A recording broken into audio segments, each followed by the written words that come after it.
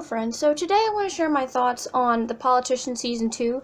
I did watch Season 1, but these thoughts are going to be on Season 2, but they may be affected by Season 1. But anyway, so first of all, the whole thing of the show is that Peyton one day wants to be president of the United States, and that's why he needs to be student council president and he needs to be Harvard, because it's patterns of what the different presidents before of the United States have done.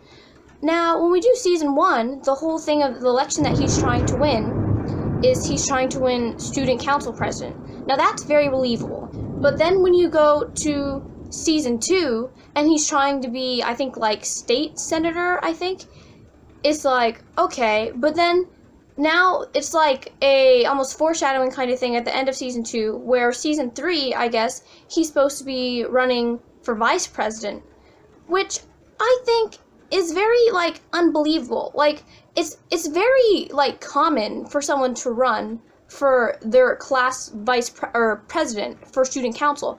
But how all of this stuff just progressed, I feel like it's very unlikely, and it almost takes more, I don't want to say the authenticity out of the show, but it almost becomes, like, less and less believable and more, like, drama-based almost. Also, I find it kind of unbelievable how Peyton and his mother in Season 2 are both running campaigns. Like, Peyton has always wanted to be president, but I've never before heard about his mother being interested in politics at all.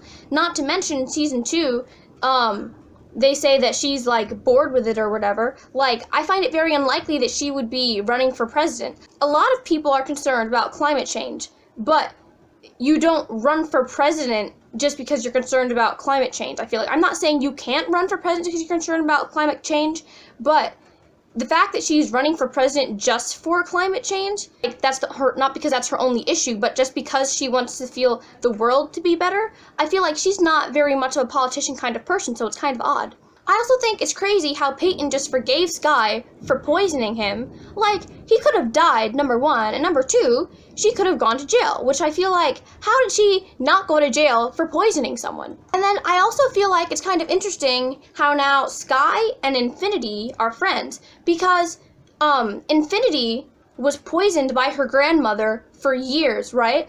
And then you have someone like Sky who tried to poison Peyton. I think it's very interesting how, like, Infinity's whole entire life was changed by her mother poisoning her, and then she can easily be friends with someone else who tried to poison someone. I mean, I know what Sky did was not to the same extent of Infinity's grandmother poisoning her for years, but I just find it kind of interesting how if you have, like, trauma from these years of being poisoned, that you can just be friends with someone else who tried to poison someone. And then lastly, I think the whole entire thing between Peyton, Alice, and Astrid was just kind of absurd. That's, like, all I'd say. It's just, I feel like the plot of the show just gets more and more unbelievable as it goes on, I feel like. But those are all my thoughts. I mean, I know I'm saying all this stuff, but in the end, it's an interesting show to watch. But that's part of, I feel like it's getting more, like, drama-based almost. But I hope you enjoyed the video and have a nice day.